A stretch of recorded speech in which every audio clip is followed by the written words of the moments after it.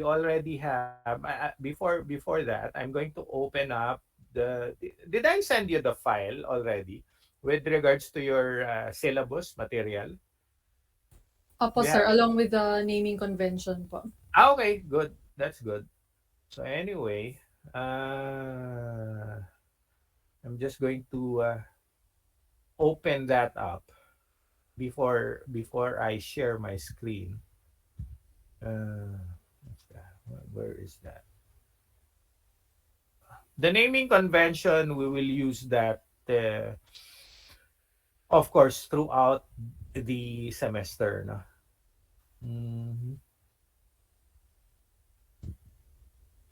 Most probably, I'll just take a look at your page, and then I'll just download the one I sent you. No, I'm using a different. I'm using a different unit, no, but it has Java. And did I send you the link wherein you can download the SDK or not? Not yet. Most probably not yet. Nah? Hindi pa po, sir. Okay. Okay.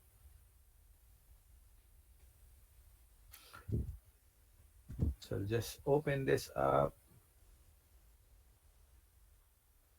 Okay. And then I'll just share my what's the sharing of the screen. Yep. Okay. So I would recommend that you open up your screen, no?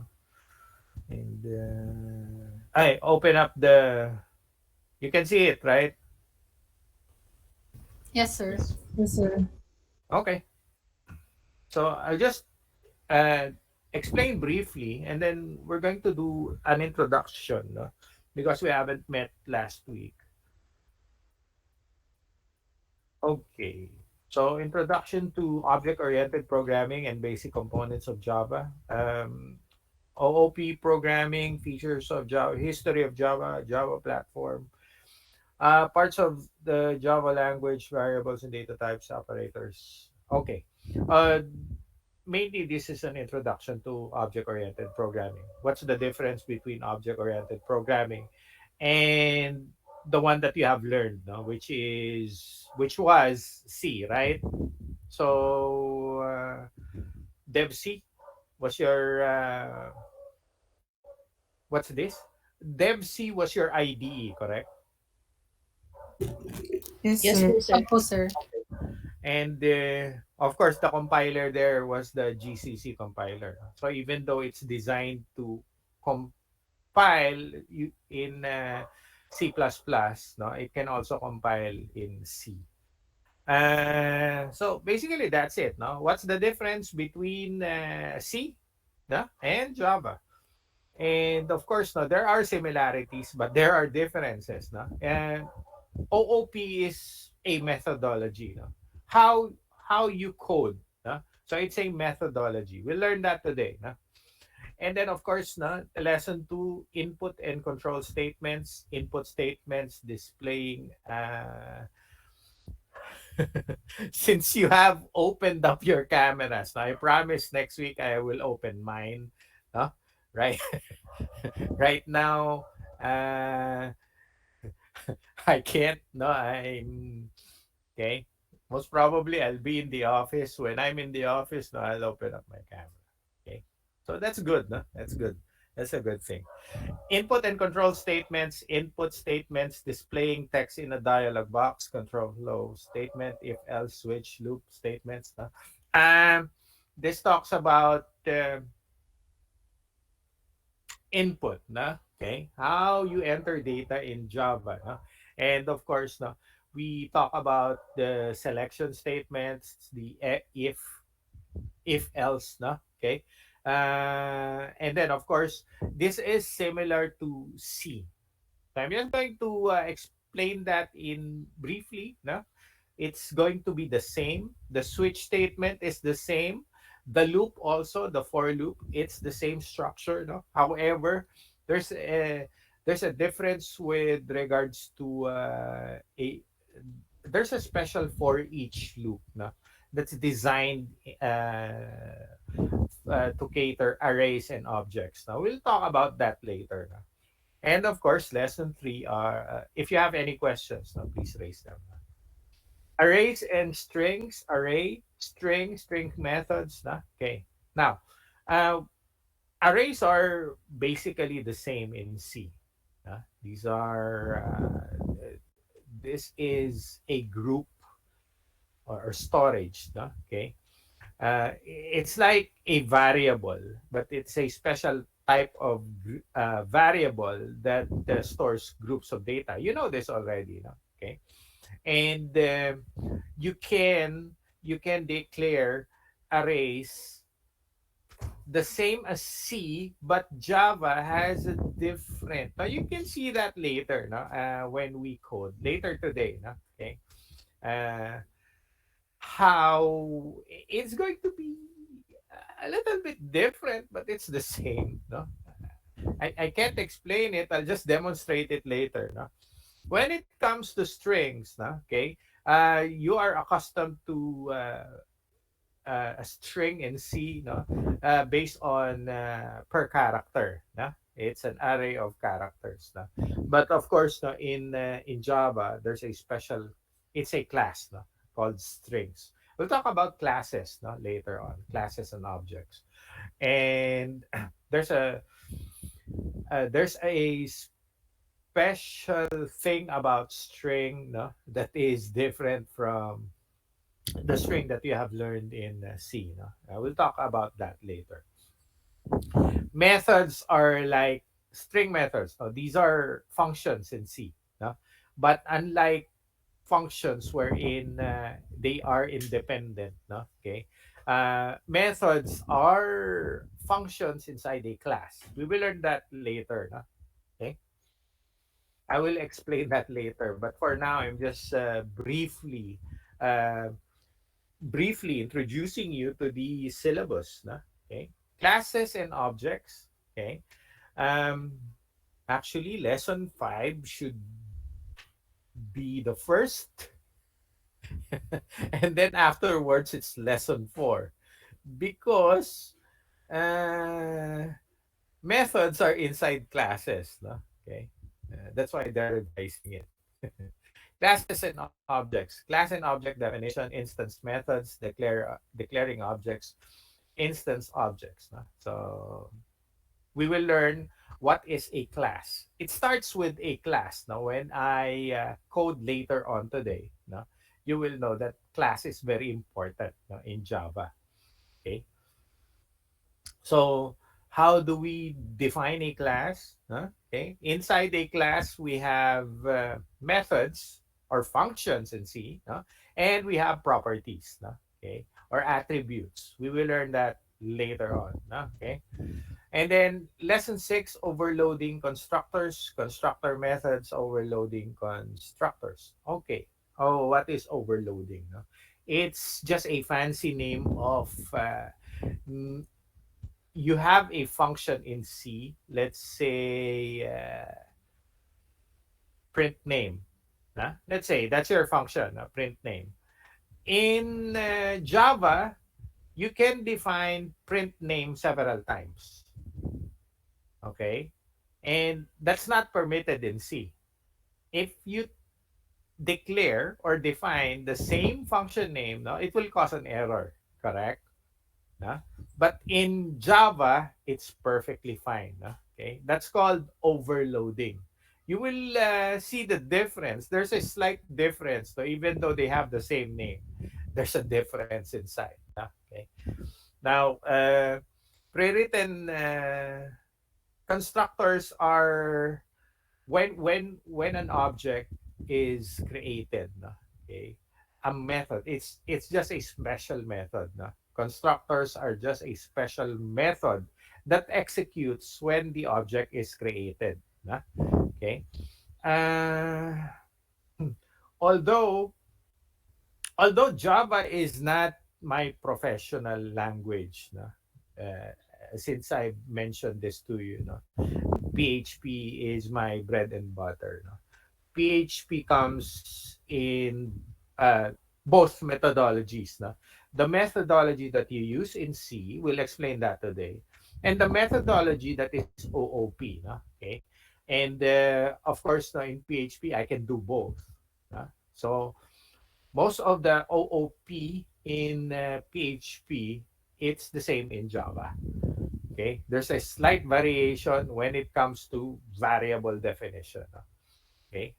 That's why when I was assigned to take care of this subject years ago,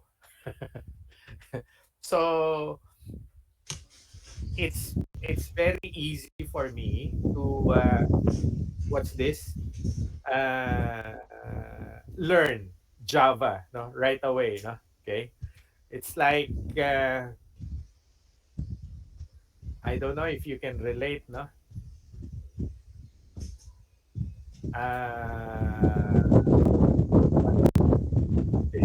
Like like driving. You can't relate. I'm not going to explain that, no. So anyway, lesson 7, pre-written classes and methods. No? Pre-written constants and methods, pre-written imported methods. No? These are just libraries, okay, that extends the capability of the language. No? So in C, it's include. No? You want to extend the capability of C to have additional math functions, then you do an include statement. No? Okay? It's much the same in Java, no? But in Java, it's import. No? So that's pre-written classes. It has libraries built in when you download the JDK. No? And then, of course, no, this is one of those things that are difficult. No, not that much, not that complicated, but difficult. No? I'm not going to say it's easy. GUI components, no? Especially Swing. Okay, just to create a window in Java. No, it's like Python. No? Okay, in Python you use tick enter, no? But in Java you use Swing. Just to display a simple window in Java requires several lines of codes. No? Okay, it's not easy, but it's not complicated. Okay, it's just what's this? It's just too tiresome to do that. No? Okay, but of course, in any other language, no, it's not that easy. It's going to be easy if you use IDE, na? Drag and drop. Okay, so here we're going to discuss about how you create widgets. No? The GUI components are called widgets. Now, what are widgets? These are the text boxes, no? List boxes, drop down, no? Text area, or edit box, no? Command buttons. These are widgets. So we will discuss the basic components of them. Okay, and then of course lesson 9, they haven't include file handling. No? I'm going to include file handling in one of our discussion. No? It will take one discussion only, no? File handling. And then database. Now, how do you connect to a database? When we talk about database, it's an intelligent storage space. No? Okay. Storage. So it's intelligent because it has its own language. No? Okay. And then much like in, if you have you learned file handling in C? Yes, sir. Opo, sir. Okay. So if we're talking about file handling in C, no, you will have an idea that you are requesting, no? Requesting to the operating system to open up a file handle, no? And then when there's no error, no, then you will write to a file. I haven't taught C in a while, no, so I forgot the syntax, no. So I need to review that. But in Java, it's the same. No, you have different types of classes that handle that, or libraries, no, to handle that. No, I'm just going to explain the most common, no, libraries that you will use. No, but you are requesting to the operating system. It's not under the control of the language. No, okay. And of course, I will explain in what's this? When we talk about GUI, no, I will explain about multi-threading. No? Okay, what is multi-threading? That's one capability of Java that is not in C. No? Okay, so we will explain that. So that's it. No? In database, no, you're requesting no, to the database server. No? So it's not the language that is in control. No? There are what we call drivers for that, no? Or libraries, no? To connect to a particular database server. No? And the most common database server in Java is MySQL. So most probably in the next meeting, no, I will we will talk about your project, no, what your project is all about. No, it's and it will be submitted on the last day of our class. No? Okay. So, any questions with regards to actually this is not the a syllabus, no? It is also a manual, no? Okay. Actually. Do you have any questions before we go to the introduction? Any clarification? Sir, Yes. ano Go pong ahead. IDE yung gagamitin natin for Java? Okay. Uh, sino yung nagtanong nun? Ako po. Who? Wait. Sino? Nate? Ako po, ano po. Okay. Now there are two IDEs. No, when I teach you this subject, I'm not going to use any IDE. I'm just going to use Notepad. Okay.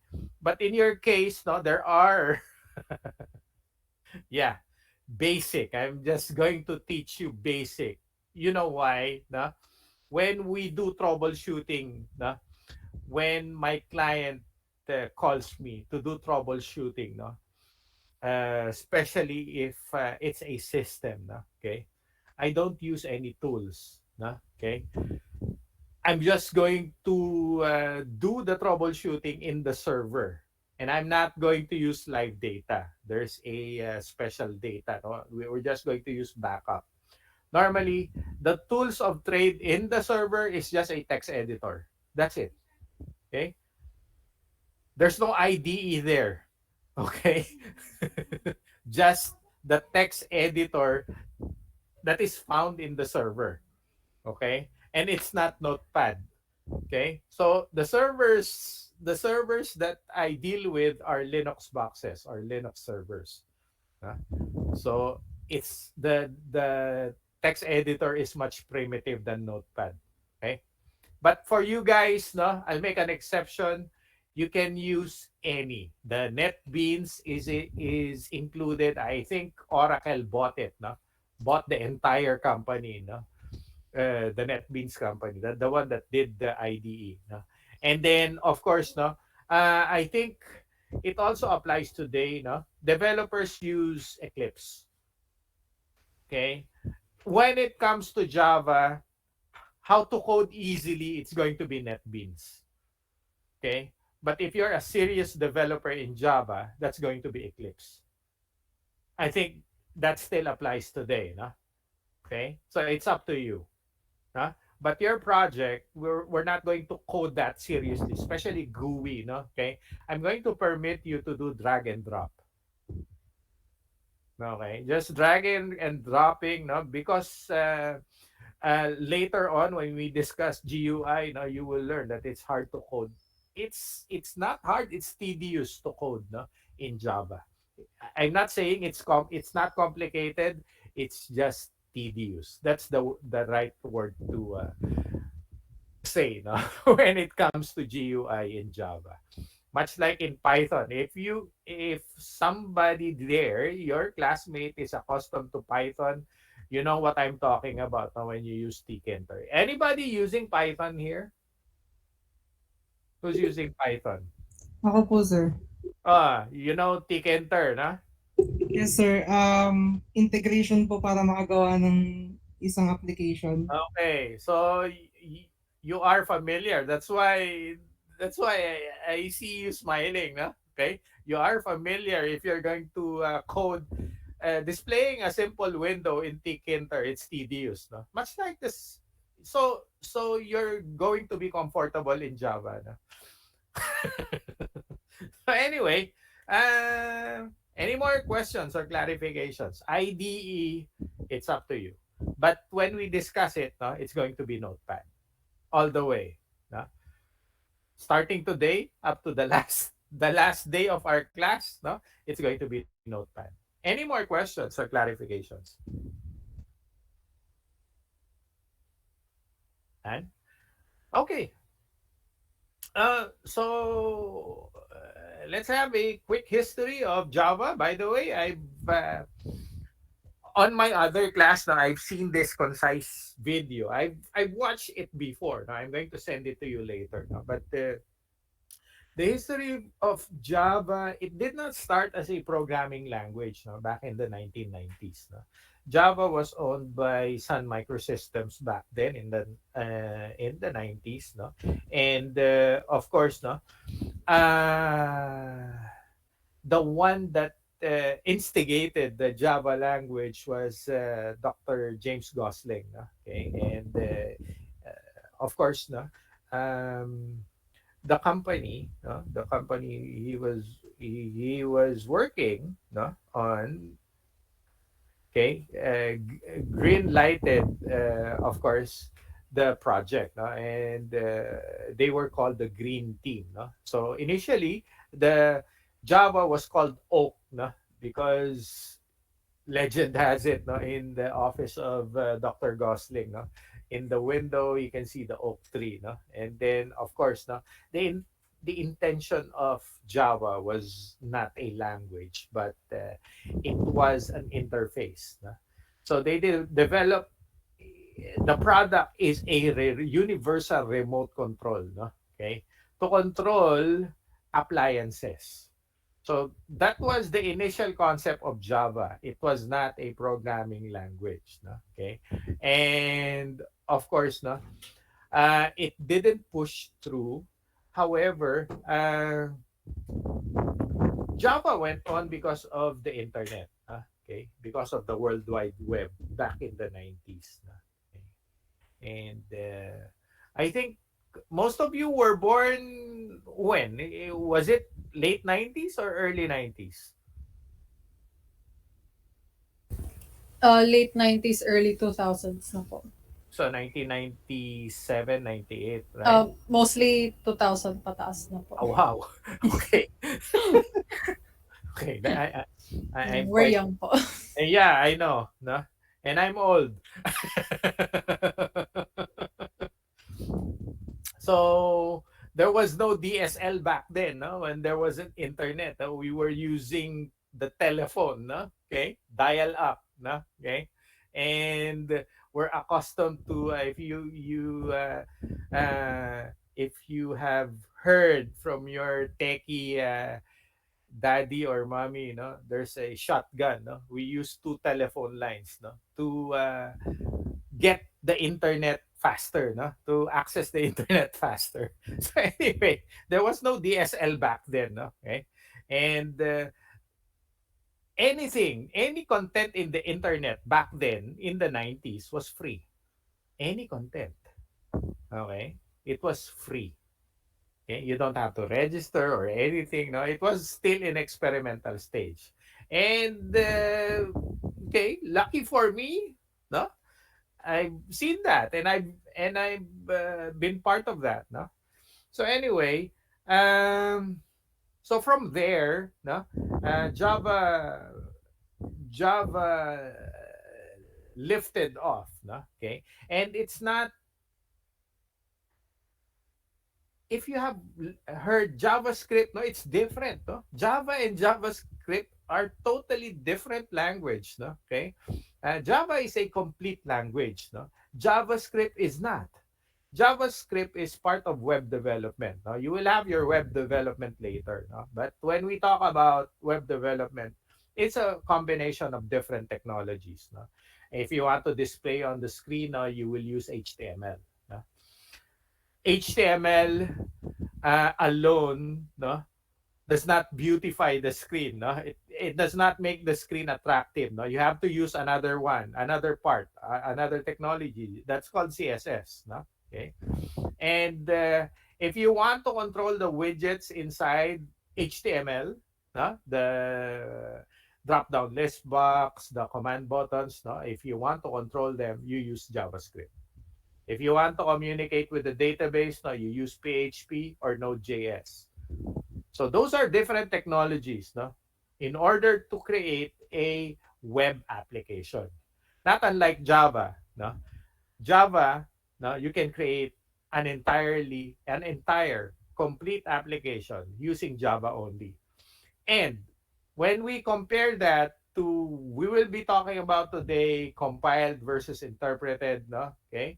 On the interpreted side of things, no, Lerwin will agree with me. The only complete language that is interpreted is Python. Okay. From the ground up, you can develop a complete application using Python alone. So based on Lerwin's reaction, it's true, no? So anyway, quick intro. I'll have my trusty whiteboard here. Okay, Java is. Do you know what Wara is? Let's write once, run anywhere. So this is the capability of Java, okay, that is not found in C. Okay. Now, before we do this, now before we define this, let me have a quick diagram of the most prominent platforms today. We have Windows, no? We have Mac OS, no? We have Linux, and we have the granddaddy of Mac OS and Linux, which is Unix. No? Okay. So without Unix, there's no Linux, there's no Mac OS, there's no Windows. Okay. Now, before we start with Dwara, what is compiled versus interpreted? So in compiled, you use the program called a compiler, and interpreted, we use a program called the interpreter. So what's the difference?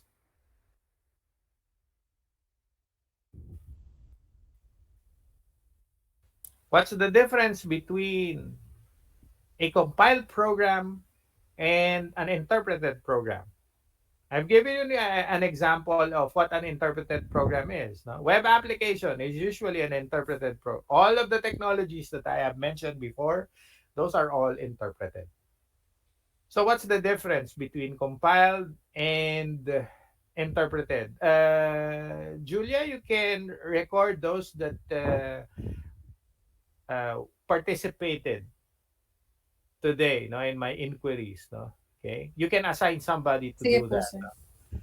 Okay, if you have a secretary, you can assign that person to do that for you. No, so anyway, what is compiled and what is interpreted? We'll go first with compiled. What is a compiled program? What do we mean when we say compiled? You know this already because you have taken C, correct? So it should be explained to you, no? However, students today tend to forget. You can access your memory banks, no? To remember what is compiled. So anyone? Sir, Yes. Go on. sir, sa compiled po, I think yung tinitingnan po dun is yung syntax po ng code. Check po ng compiler if tama yung pagkaka-code, yung mismong syntax po. And sa interpreted naman po, Yung logic po ng code yung titingnan niyo po.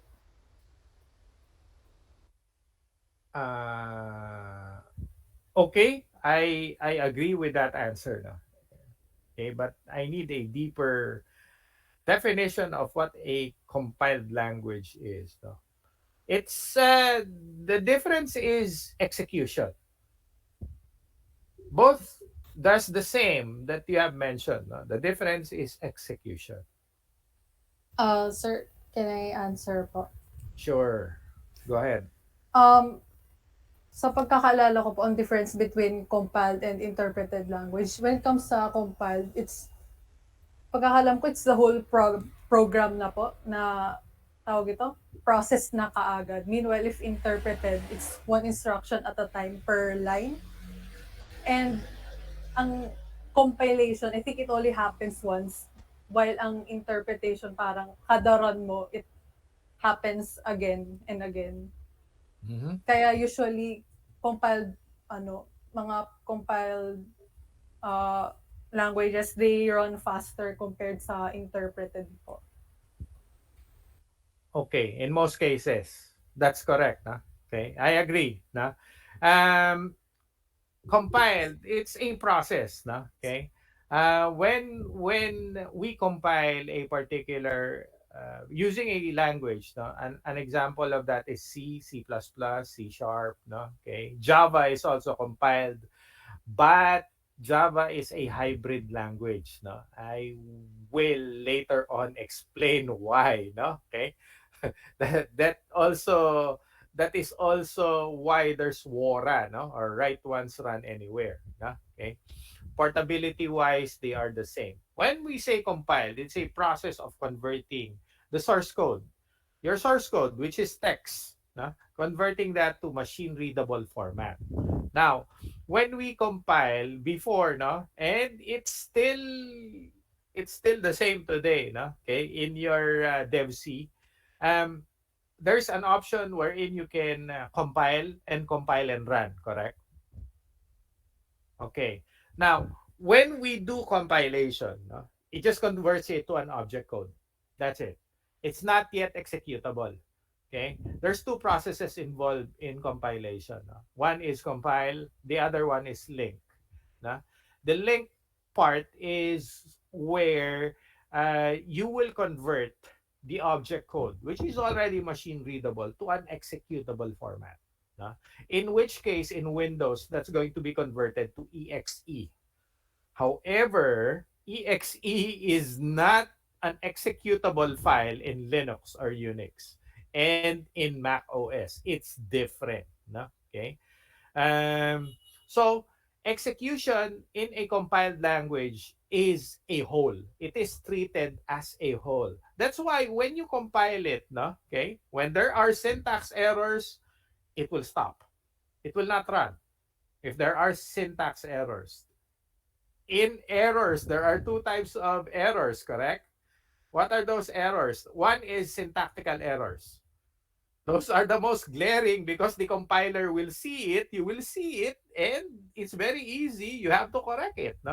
It's either it's a typographical error or syntax itself. There's a particular statement wherein you put in a word that is not included in that statement. It will cause a syntax error. Okay? What's the other error? That is, yes. Logical. Yes. Logical error, sir. Okay, which is very difficult to debug.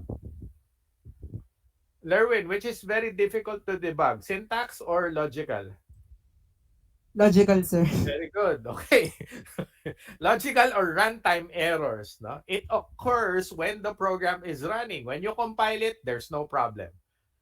However, when it comes to computation, there will be problems. Let's say, for example, there's a user-defined function wherein it computes for a particular formula.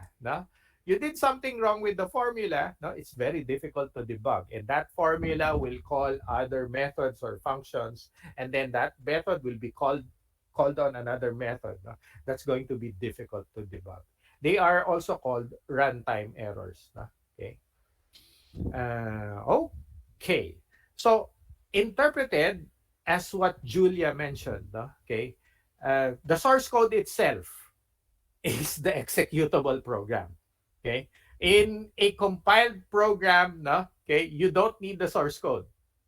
The source code is there if, of course, no, you need to debug it, no? Okay. But in executing the program, you don't need the source code. In an interpreted program, you need the source code because the source code itself is the program. Na? Okay? It is translated by a special program also called the interpreter. It is executed line by line. Okay? That's why you don't have to compile it. Okay? And when there are syntax errors, no, let's say, for example, no, uh, the disadvantage is, okay, it's going to be slower, of course, na?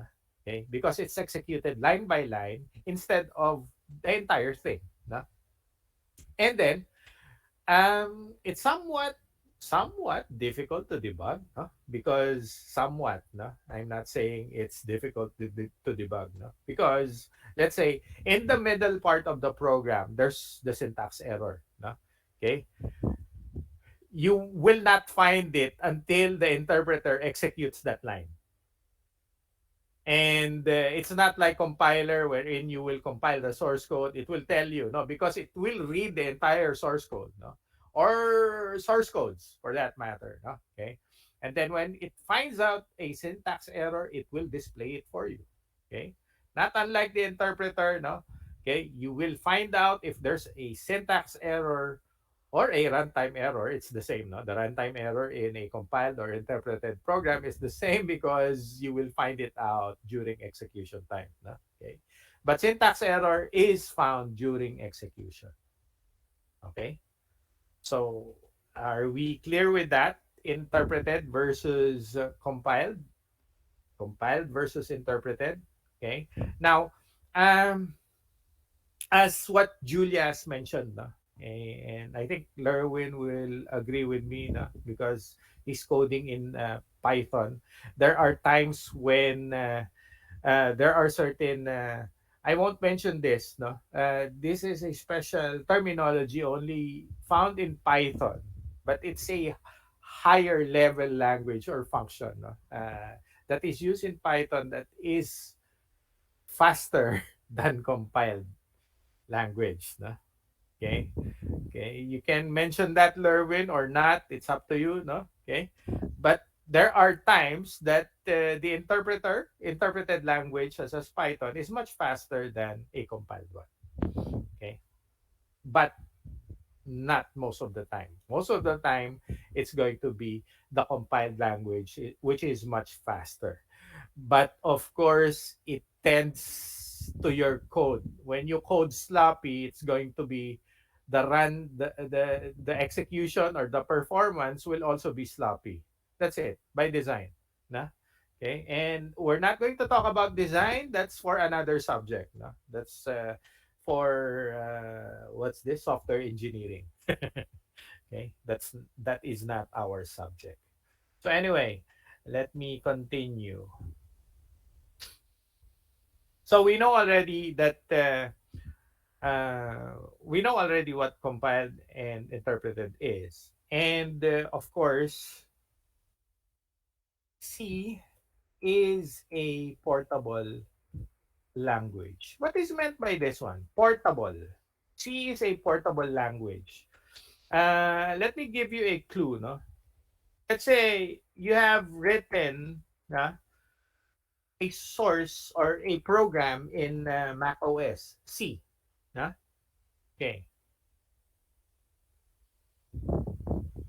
That source code, will it run on Windows without any modification? Or will it run on Linux or Unix without any modification? No, sir. Why? C, we're talking about C.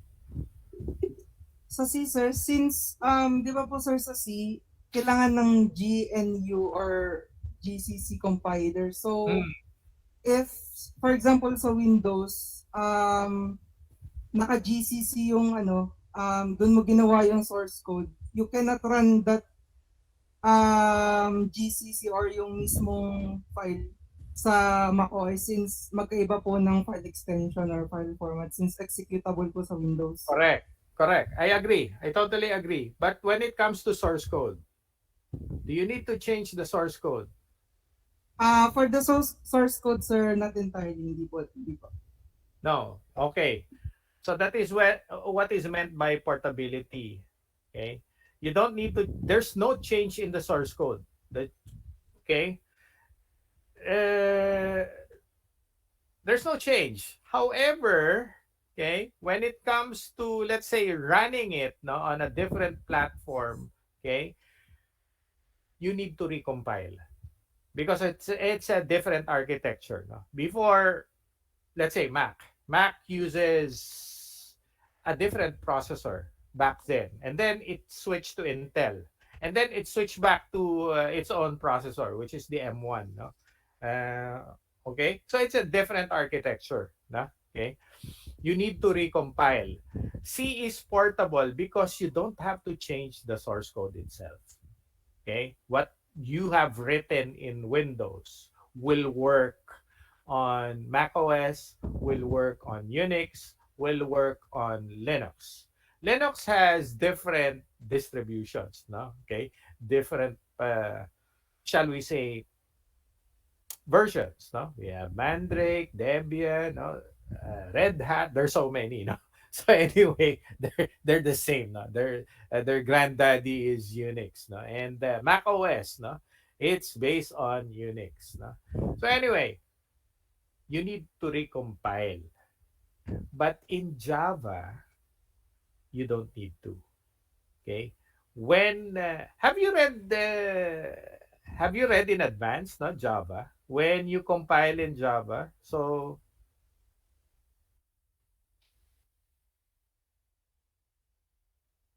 Java is a hybrid language.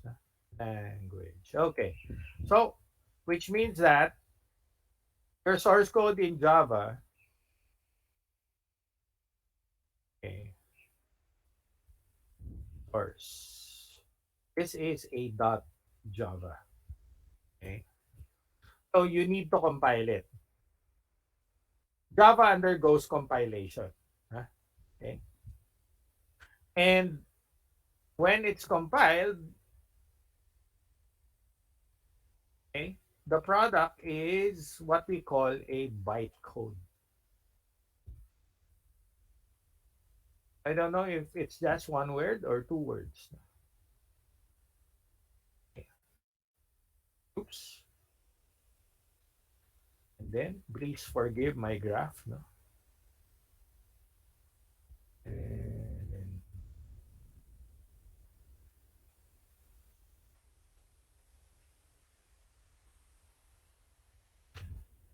Android is different, although it's based on Java technology, it's different. Okay. Okay.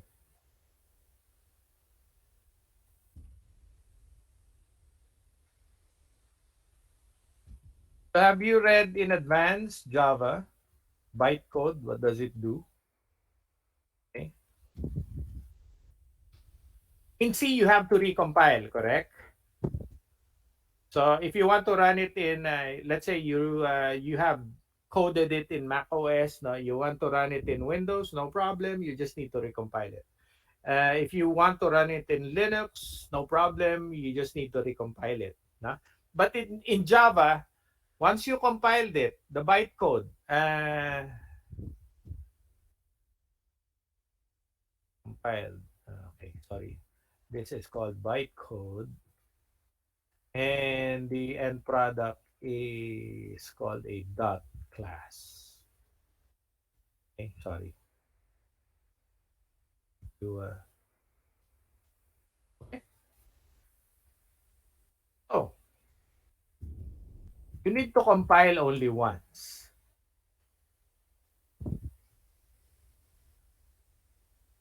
So how does it run it without recompiling it? If you have read Java or you haven't read Java, You have any Can I idea? answer po? Sure. Based po sa nabasa ko, Oh, very good. tawag ito, yung bytecodes ng Java, it makes it possible yung Wora or yung write once or run anywhere. Okay. Kapag na-compile na po siya, the bytecodes can be run on any implementation ng Java VM or yung Java virtual machine. Kaya kapag na-compile mo na siya, pwede mo na siyang i-run sa kahit anong... You don't need to recompile. Opo, hindi na po need i-recompile. You can run it Very- on any operating system. na po. Very good. And this is called JVM. JVM. You just need to download the different Java virtual machine, no, for the different platforms. Okay? JVM and JRE, they are the same. No? Java runtime execution. They are the same. Very good. Okay? You just need JVM. That's why it's called Wora, or write once, run anywhere. You don't need to recompile it. No? It's portable because you don't need to change the source code. It's one level higher than C because you don't need to recompile. Once you compiled it, that's it. You run it anywhere. And in most games, most of you are playing games, no? And have you? I'm not playing games anymore, no. The last time that I played a game was Counter Strike. That's it. Okay, I played simulations, but that's it. So anyway, have you experienced downloading what is called a JRE in games? You need this particular JRE in order to execute.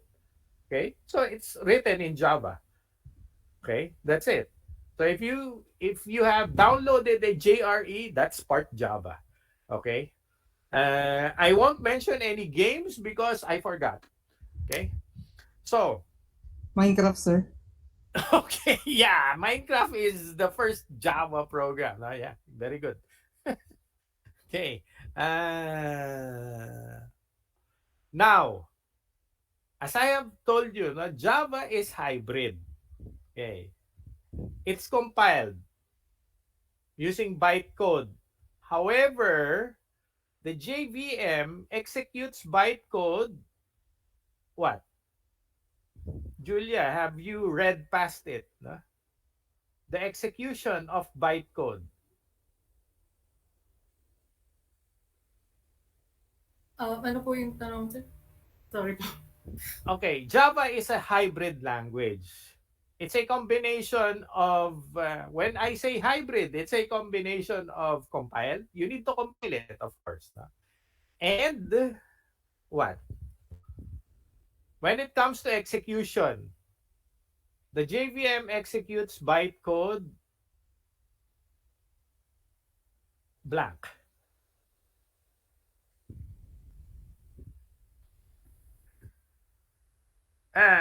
Yes, Jarwin, you're you were raising your hand. I don't know Ano, if there's sir? that right. So sir, once the Java, when you create a source code in Java, then you compile it, then it become bytecode. So after it is already a bytecode, so that Java file extension yun. And that's the time when the Java runtime environment will take into place.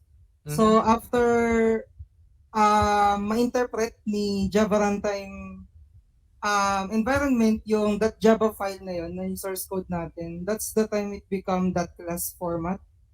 So, ayun. Actually, when you compile it, it's bytecode. No? It's going to be bytecode. The product of compilation is bytecode. Okay, but the execution, you mentioned interpreted. Yes, sir. It will be interpreted by Java So runtime environment. So the JRE will execute it line by line. Yes, sir. Correct. That's absolutely correct. No? Okay. It's compiled. However, when you run it, when JVM runs it, no, it's interpreted. Do you get me? That's why I need you to I need you to know what interpreted and compiled is. No? Okay. That's why Java is hybrid. No? It's not compiled alone. When you compile it, it runs on its own. No? Executes as a whole. No. No? Okay. That's why there's bytecode. No? Okay. That's why there's another program called JVM, and it runs on different platform. You just need to download it and install it. No? Okay. But in order to execute that bytecode, no, its execution is interpreted or line by line. Any questions? Any clarification? Misunderstanding? None. Okay. So let's see if I have here in my machine, if I have.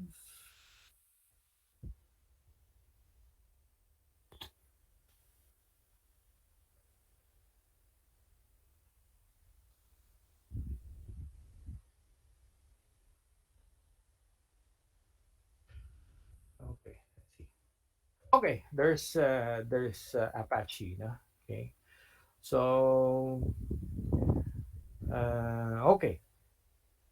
So this is the first time. Actually, this is the second time. Yesterday, I explained it, no, to my class. No? I've demonstrated PHP. No? So CMD, let's see CMD here, and then I'll run it as an admin. Okay. Then I'll create a simple PHP program. That's inside program files. CD Apache 2.4. This is the web server, and I'm going to go inside htdocs. This is where my PHP code runs. No? Okay.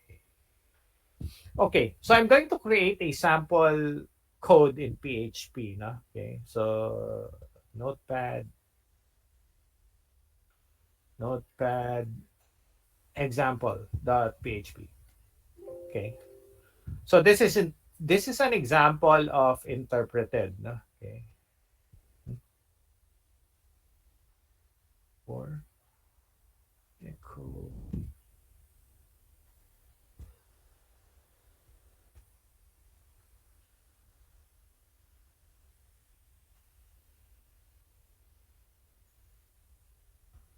Okay, so I'm going to save this. Okay, so this is the source code itself, example.php. So in order to run it,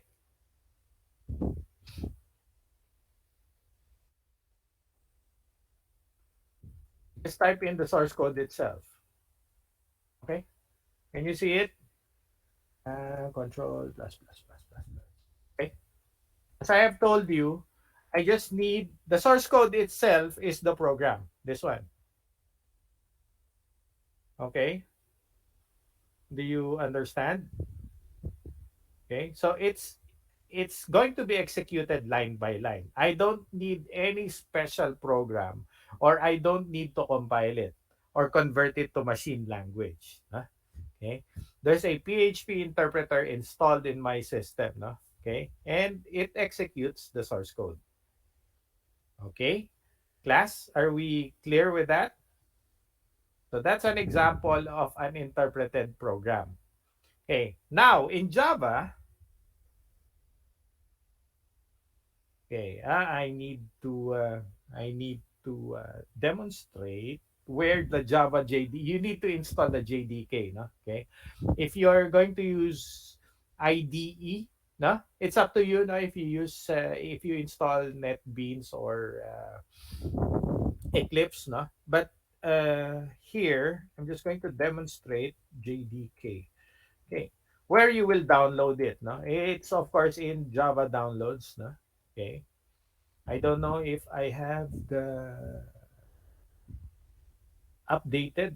No, it's updated to 18 and 17. No? What I have is I think 15. No, so it depends. No, so it depends on your platform. Of course, no, most of us are using Windows. No? Okay, so you just download this installer. No?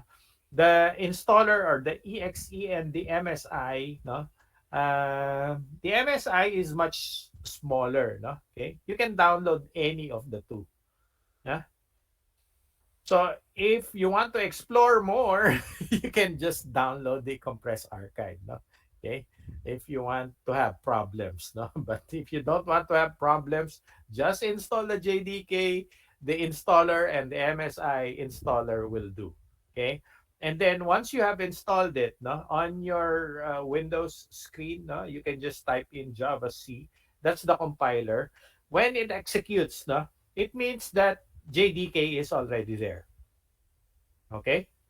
So I have here pre-installed. Now I'm not going to demonstrate on how you will install Java. No. If I find any YouTube installation, no, that is not Indian, no, I will send it to you. No? Okay.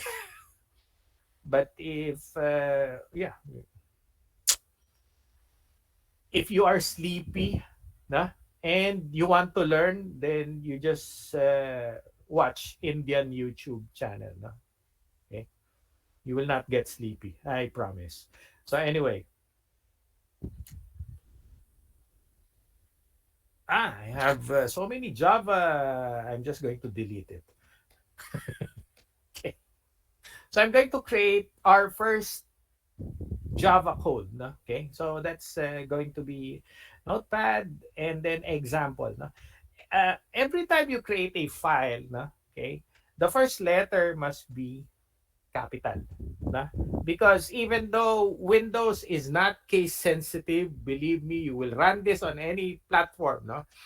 Mac OS, Linux, Unix, they are case sensitive operating systems. No? So if you're going to create a program in Java, okay, which is universal, no? It should, the first letter of the file should be capitalized. No? That's the way it works. You can do small letters, no, but I don't advise it. No? And of course, developers will not also advise it to you. No? Okay, and then we start with the class. The file name and the class name should normally are the same. No? Okay. I like to include where I am if this is nested, no? Okay. It helps, no? When we were developing, when my team was developing, not me, uh, these may involve nested if else or nested switch, nested loops, no? Okay. It's good to know where you are, where if you're debugging it, no? Okay. That's why, no, I I am enforcing conventions, no? Okay, especially indention. Okay, most of the source code of my students, no, you can the indention is here, no? Okay, you can see the loop here. I don't know why, no, but in Notepad, of course, no, the 4-character indention, I don't use tab.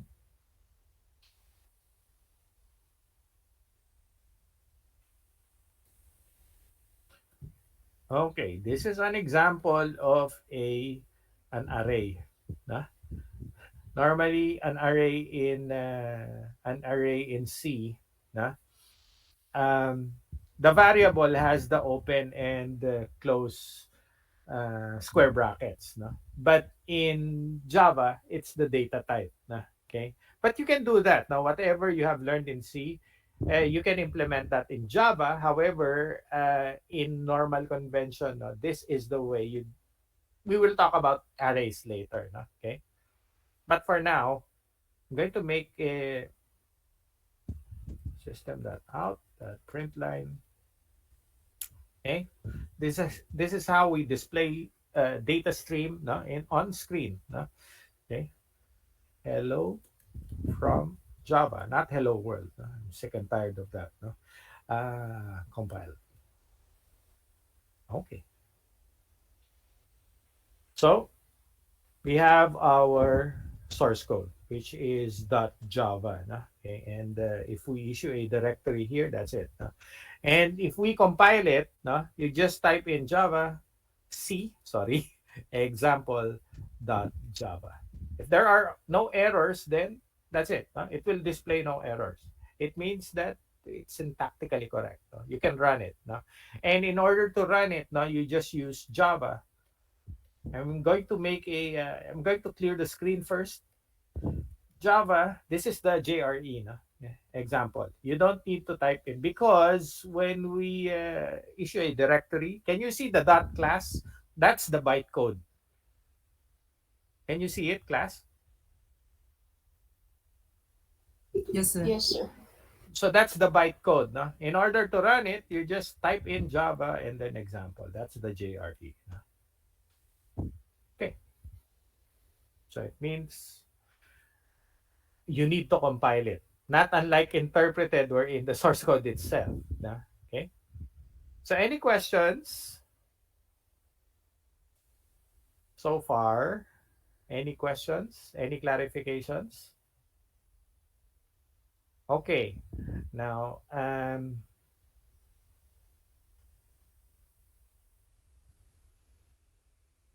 what is strong type versus weak type language?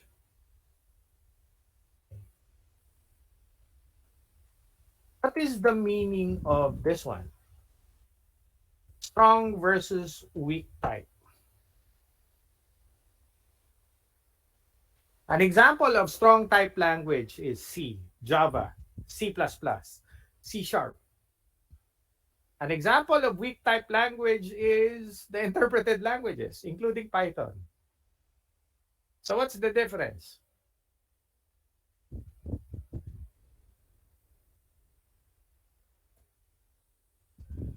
Nas.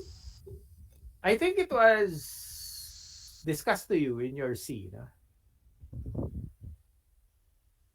What is a strong type language?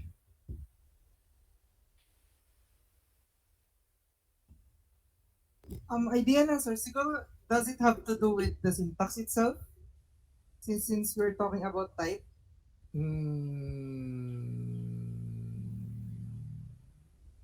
It's somehow connected.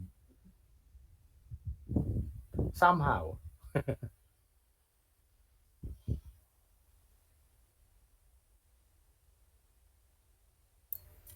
Sir, Sirit na? uh, Okay. hindi, Go hula ahead. ko lang po. Does it have to do with, yung types of variables or objects? Yes, go Or on. hindi po?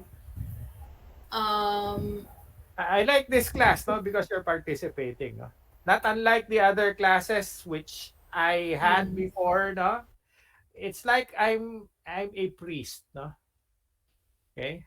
It's like I'm inside the church. So anyway, so what is strong type? Sige, Julia, go ahead. tama po ba yung nabanggit yun na yung weak type is Python? Tama That's po one ba? example of a weak type language. And if I demonstrate Ah. it later on, Lerwin will get my point. Dahil po ba in Python you don't have to specify yung mga variables or objects nyo? That's why it's a weak type? Unlike mga What do you mean strong by type? what do you mean by specify? You need variables. Declare? I-declare po, ganun. Declare. Okay. Give an example in C. Ayun po, mga variables sa C, you have to declare them like int a. Yun po, int a, ganun po. Or, Very good. Very good. That's Yeah, correct. yun po. Very good. I totally agree. When we talk about strong type language or strongly typed language, you have to declare it first. You have to declare the data type first. Okay. And in Java, there are two types of data types. We will explain that later. Okay. I want to sync it with my other class. And when we talk about data types, there's primitives and then there's wrapper classes. So anyway, Same Just to lang make- din po ba yun, sir? Sa reference, yung pangalawa? what do you mean? Yung Reference? primitive and reference. Yes, actually. Yes, correct.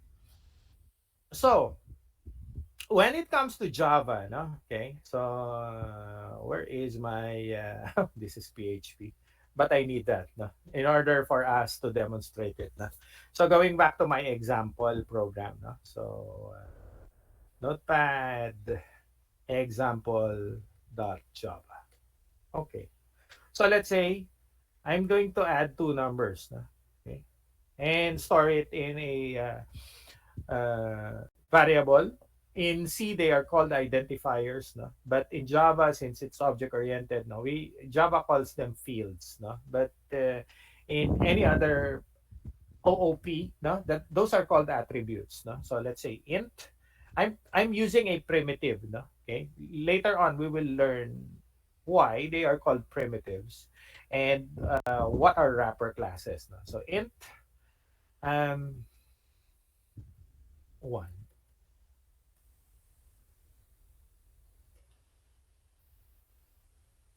Okay. So I have declared three variables. Okay. Later on, I will switch it. Okay. Three variables of type integer. And then, of course, 1 equals 2. Okay. 5. And then we have here.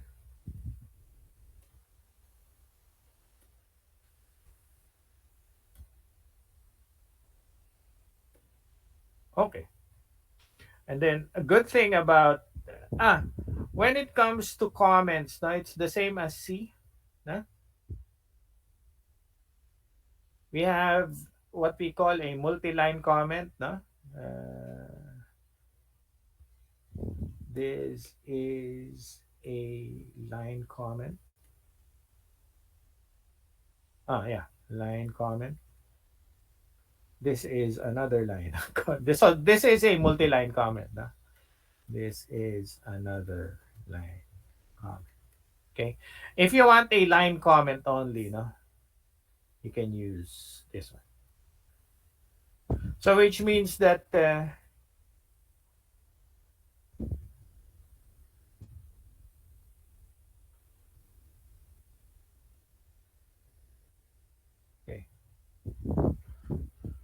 which means that when you compile this program, it will be ignored by the compiler. No? Okay, so it's good that most of us, no, developers, no, okay, when it comes to documentation, we document the source code, no, okay. But you will learn later in your research, no. I know documentation sucks, but you have to deal with it. No? Okay. The good thing about print line is that it converts everything here inside to string. No? Okay. The sum of value 1, sorry, yeah, here, and value 2 is, so to concatenate it, I use the plus and then in sum. Okay. So I just need to compile this one.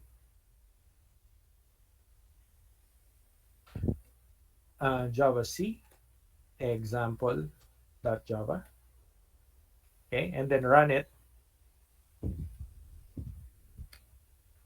Okay. So that is strong type, which means that when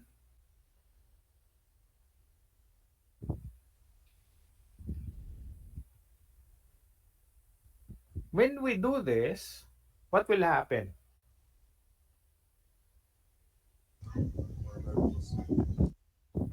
What will happen, class?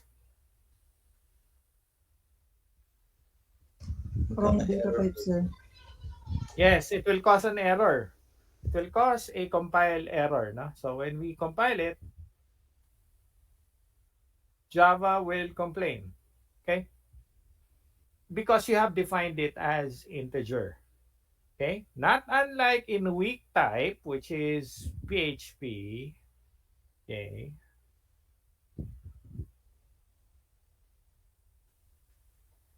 It has multi-line and line comment. No? Okay? So variables here represent a dollar sign, value 1 equals 2, value 2 equals, I don't need to declare it, no? Okay, I just define it, no? And then int, sorry,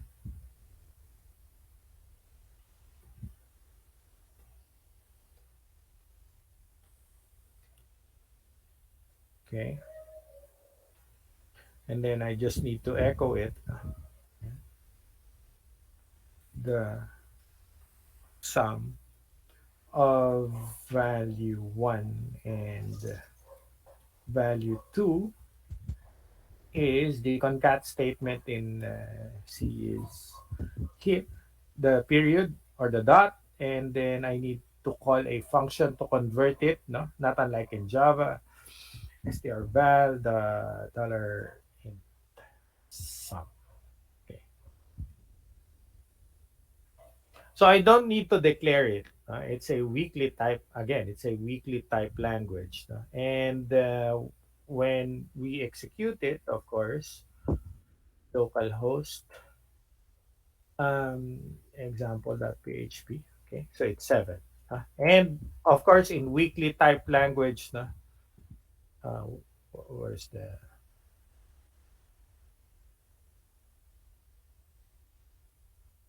okay? In weakly type language, I can change my mind.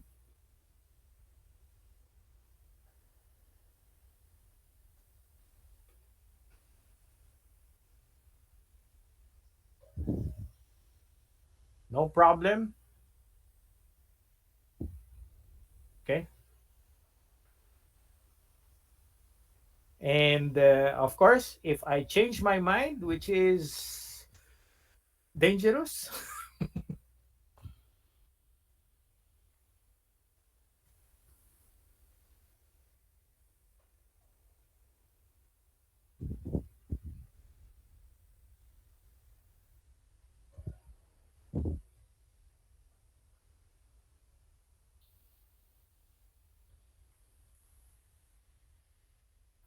okay. I need to what's this? Issue a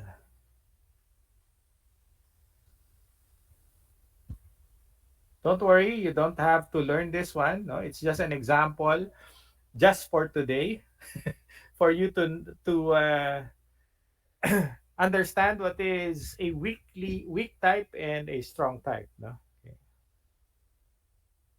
Okay. So as you can see, I've changed the variables without declaring it. No, from integer to float or double, and from float or double to string.